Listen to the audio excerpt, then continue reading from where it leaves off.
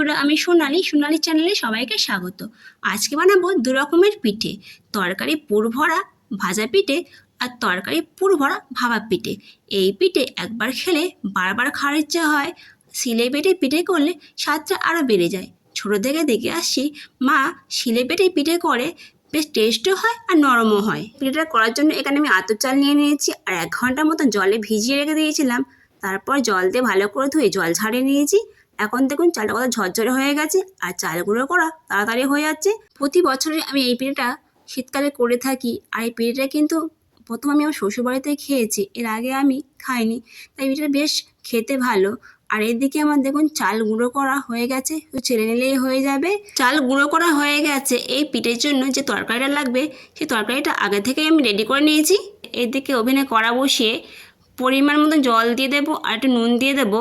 দিয়ে জলটা উষ্ণ গরম হয়ে গেলে দিয়ে দেবো চাল গুঁড়ো। আর চাল গুঁড়ো দিয়ে এটাকে আমি ডো বানিয়ে নেব।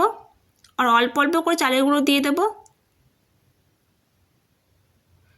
দেখুন ডো বানানো হয়ে গেছে, নামিয়ে নেব। থালার মধ্যে নিয়ে আমি হাত দিয়ে চেপে চেপে মেখে নেব। আর একটু নরম করে মেখে নেব।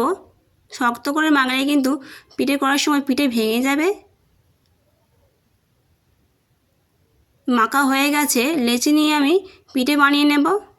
বাঁধাকপি আলু দিয়ে একটা তরকারি তৈরি করে নিয়েছি। আর এই সবজিগুলো কিন্তু ছোটো ছোটো করে কেটে তরকারি করেছি। বড় বড় করে সবজি কেটে তরকারি করলে পিঠের মধ্যে দিলে পিঠে ভেঙে যাবে। আর এদিকে পিঠের মধ্যে তরকারি দিয়ে ফোল্ড করে দেব।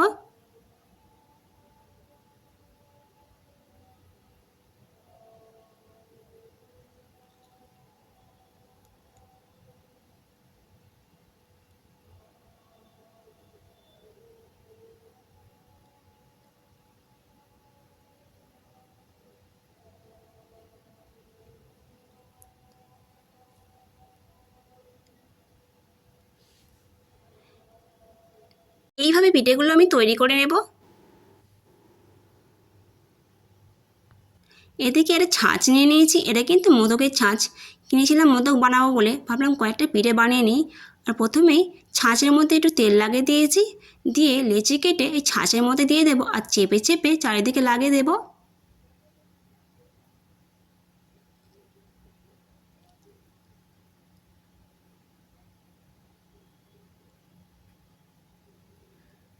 মাঝখানে দিয়ে দেবো তরকারি।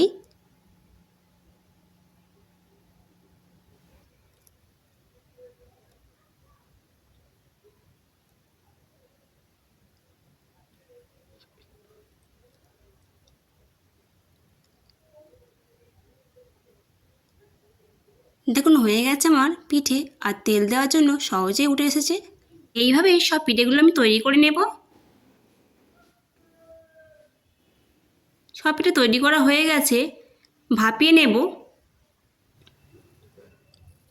ওভেনে গামলা করে জল বসিয়ে দিয়েছি, জলটা গরম করে নেব। আর এদিকে জালি জালি থালা নিয়েছি, থালার মধ্যে পিঠেগুলো সাজিয়ে নেব।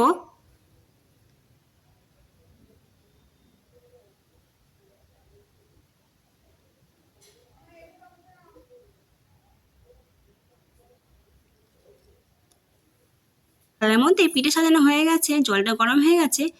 গামলার মধ্যে থালা বসিয়ে উপর দিয়ে একটা গামলা ঢাকা দেবো। কিছুক্ষণের মধ্যে পিঠে ভাপানো হয়ে যাবে। দেখুন পিঠে ভাপানো হয়ে গেছে, নামিয়ে নেব।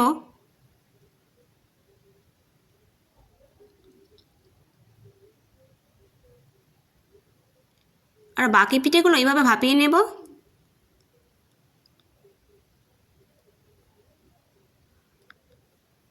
বাকি পিঠেগুলো ভাপানো হয়ে গেছে, নামিয়ে নেব। আর ঠান্ডা হয়ে গেলে পিঠেগুলো ভেজে নেব। দিয়ে কড়ার মধ্যে তেল বসিয়ে দিয়েছি, তেলটা গরম করে নেব। আর গ্যাসটা লো ফ্লেমে রেখে আমি পিঠেগুলো ভেজে নেব। তেলের মধ্যে পিঠেগুলো দিয়ে দেব।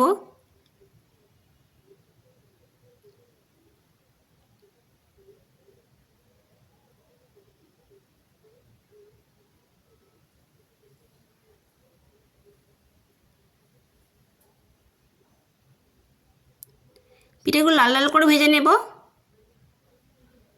দেখুন ভাজা হয়ে গেছে, তুলে নেব।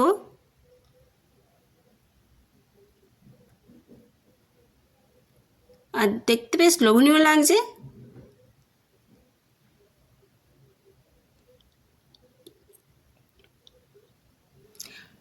বাকি পিঠেগুলো এভাবে ভেজে নেব।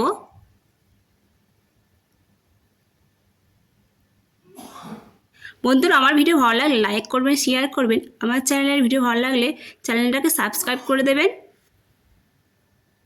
পিঠে ভাজা হয়ে গেছে, পিঠেগুলো তুলে নেব।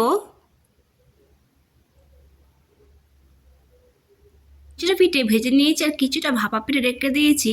এদিকে রেডি হয়ে গেছে আমার তরকারি পুর ভরা ভাজা পিঠে। এদিকে রেডি হয়ে গেছে তরকারি পুর ভরা ভাপা পিঠে।